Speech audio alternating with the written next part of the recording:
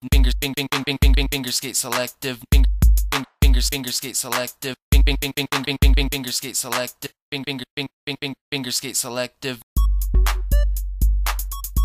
What up, all my little homily bromilies? Today I'm gonna give you tips on how to do a Tre Flip.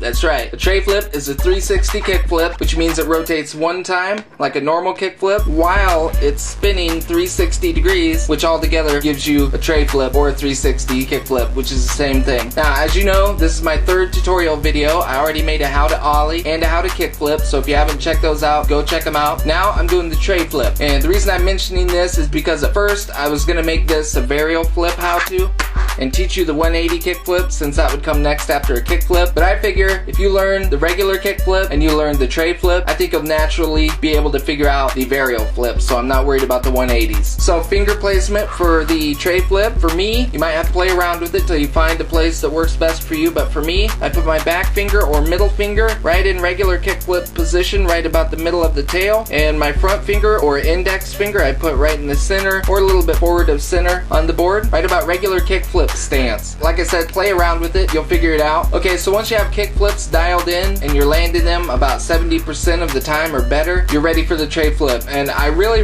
recommend learning the regular kickflip before learning the Tre Flip. The ollie and the kickflip are the basics to everything, so learn those first. No matter how frustrated you get, stick with it. You will be glad that you did, for sure. Okay, so to do the Tre Flip, to me it doesn't feel like a regular kickflip at all, so don't be focused on a regular kickflip style flip. When you Tre, the main motion you're gonna do is the swoop with your back finger or middle finger. You're gonna swoop and pop at the same time with your back finger. See how I'm curving it around towards me? Pop, swoop at the same time. Psh, psh, psh, psh, psh.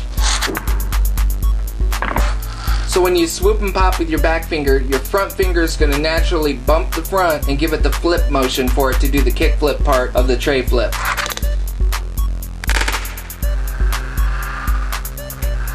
But the key to the trick is really getting it to only spin and flip one time each and catching it and rolling out. So what normally happens that I've noticed when people try this for the first time is they just give it a karate flip and hope that it comes around. Hi-ya!